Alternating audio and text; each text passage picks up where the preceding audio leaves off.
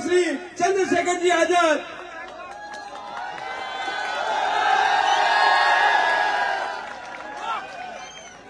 जय भीम। समय हो गया ज्यादा, तो ज्यादा लंबी चौड़ी बात करके तो कोई फायदा नहीं। हनुमान जी ने सारी बात आपसे बता दी। आपके जो यहाँ प्रत्याशी हैं आनंदी राम जी, वो बहुत जिम्मेदार, समझदार, लड़ाकू, आपके हकों के लिए लड़ने वाले प्रत्याशी हैं। यहाँ बड़ी सादड़ी में शंकर लाल जी हमारे एक और प्रत्याशी हैं गठबंधन के। मुझे आपसे 5 मिनट ये कहना है, अभी हमारे लोग लोकतंत्र को समझे नहीं।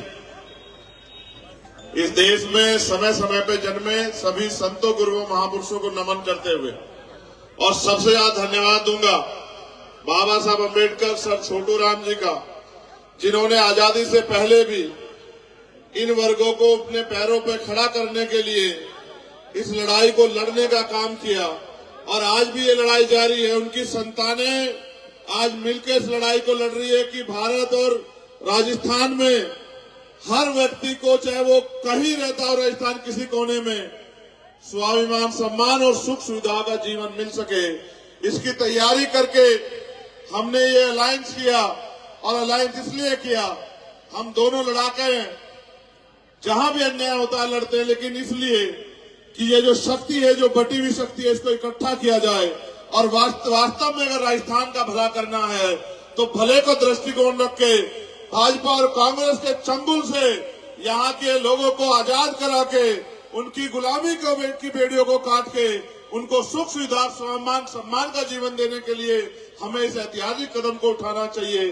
फिर हमने ये इस फैसले को और बल दिया। पिछले तीसरा दिन आज हमें यहाँ है, राजस्थान में हम लोग मिलकर प्रचार कर रहे हैं।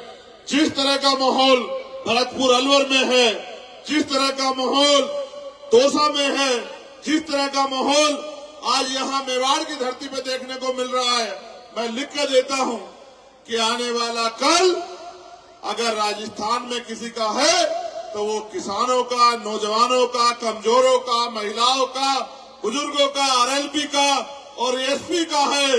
इसे कोई रोक नहीं सकता है, इसे कोई थाम नहीं सकता है। ये एक ऐसी आंधी है जो बहुत तेजी से चली आ रही है। आप उम्मीद लगाइए, देश के प्रधानमंत्री आ रहे हैं तो 1000-2000 लोग जुट रहे हैं। वो भी अगर लेट हो जा रहे हैं तो अपनी गाड़ियों में बैठ के घर चले जा रहे हैं। कहना प्रधानमंत्री तो रोज कुछ ना कुछ झूठी बातें बोलते रहते हैं। जब मुख्यमंत्री आ रहे हैं 100-200 लोग इकट्ठे हो रहे हैं और कह रहे हैं कि बताओ और क्या झूठी बातें करोगे। 4.5 साल में लोग नहीं दिखाई दिए, 6 महीने में पता लगा कि सिलेंडर के दाम कम करने हैं, नौजवानों के लिए कोई अवसर लाना है। मैं आपको बताना चाहता हूं, आपको रोजगार के लिए यहां से बहुत दूर जाना पड़ता है, दूसरे प्रदेशों में पलायन करना पड़ता है, और जब भर्ती आती है तो पेपर लीक करवा के मुख्यमंत्री जी और विधायक जी और मंत्री जी अपने बच्चों को, अपने रिश्तेदारों को कुर्सियों पर बिठा देते हैं। और आप यहाँ काम करने वाले पढ़े लिखे नौजवान अपना पेट पालने के लिए, अपना घर चलाने के लिए मध्य प्रदेश, गुजरात, पता नहीं किस किस प्रदेश में जाके अपने परिवार से दूर अपने परिवार को पालने के लिए काम करते हो। सम्मानित साथियों, अगर आपने अपनी वोट का सही प्रयोग किया, बाकी बात हनुमान जी ने कह दी, मगर मैं जिम्मेदारी से कह रहा हूं, अगर आपने अपनी वोट का सही प्रयोग किया तो मैं विश्वास के साथ कहता हूं, यहाँ से पलायन होगा नहीं। यहाँ के रोजगार को देखने के लिए अन्य प्रदेश के लोग राजस्थान आया करेंगे कि किस तरह से राजस्थान में खुशहाली बढ़ रही है। हमने कई बार की सरकारें देखी हैं, अगर सरकार दिल से कुछ करना चाहे तो यहाँ इस क्षेत्र में भी बड़े बड़े रोजगार, कंपनियां, फैक्ट्रियां लग सकती हैं। एक एक विधानसभा में 20-30 हजार नौजवानों को रोजगार मिल सकता है, माँ बहनों को घर पर रोजगार पहुंच सकता है। और जैसा हमारे प्रत्याशी, मैं धन्यवाद दूंगा उनके संकल्प का, उन्होंने संकल्प लिया कि वो जूते नहीं पहनेंगे, चप्पल नहीं पहनेंगे। मैं उनसे कहूंगा कि कुदरत के आशीर्वाद से और आप सब लोगों के सहयोग प्यार से वो दिन दूर नहीं जब इस क्षेत्र में पानी भी आएगा और यहाँ की समस्याओं का, हर एक समस्या का समाधान भी होगा। और उस समाधान के सूत्रधार भी आप होंगे। मेरे प्यारे साथियों, ये बात आप गौर कर लो। आप भाषण रोज सुनते हो लोगों के, मगर ये भाषण नहीं, ये आपकी सच्चाई है लोकतंत्र की। सरकारें बहुत वादे करते हैं, 700 रुपए का सिलेंडर, 500 रुपए का सिलेंडर, वृद्धा पेंशन, ये पेंशन, वो पेंशन, इतने पैसे, इतना किसानों को सम्मान निधि। आपको ने कभी सोचा कि सरकारों पे पैसा कहां से आता है? कभी आपने जानने का प्रयास किया? क्या मुख्यमंत्री जी कोई बिजनेस करते हैं जिससे पैसा निकाल के लाते हैं? क्या प्रधानमंत्री जी कोई जमीन बेच के पैसा निकाल के लाते हैं? आप और हम जो टैक्स देते हैं उसी पैसे से सरकार का बजट बनता है।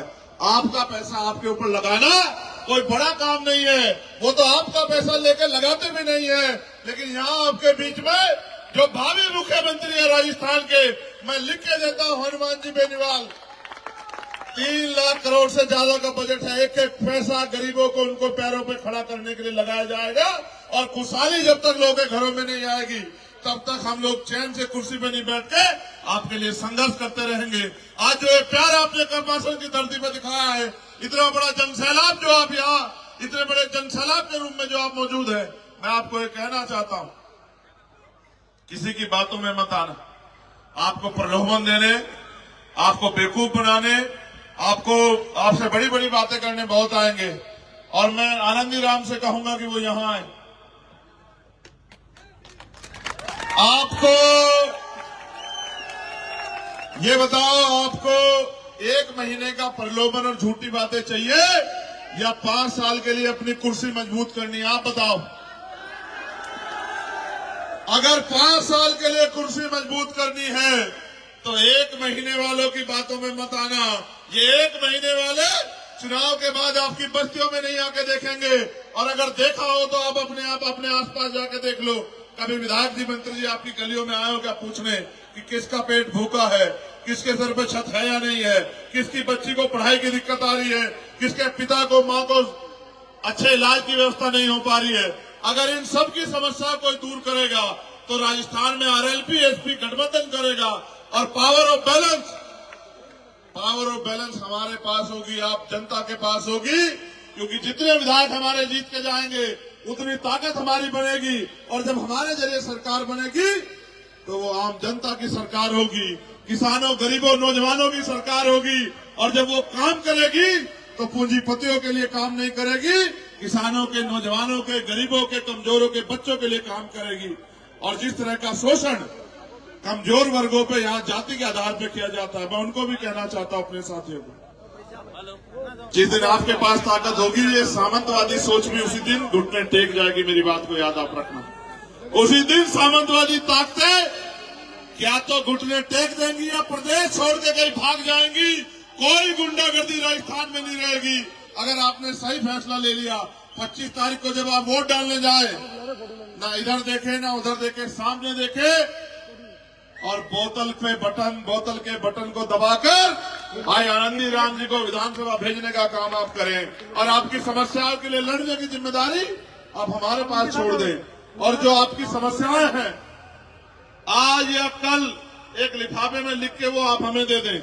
3 तारीख को जब परिणाम आ जाएगा और परिणाम आपके फेवर का होगा, 5 तारीख के बाद आपकी वो समस्या है 6 महीने के अंदर क्या तो हम लोग खत्म करा देंगे या फिर आपके लिए तब तक संघर्ष करेंगे जब तक वो समस्याएं खत्म ना हो जाए। बहुत बहुत धन्यवाद।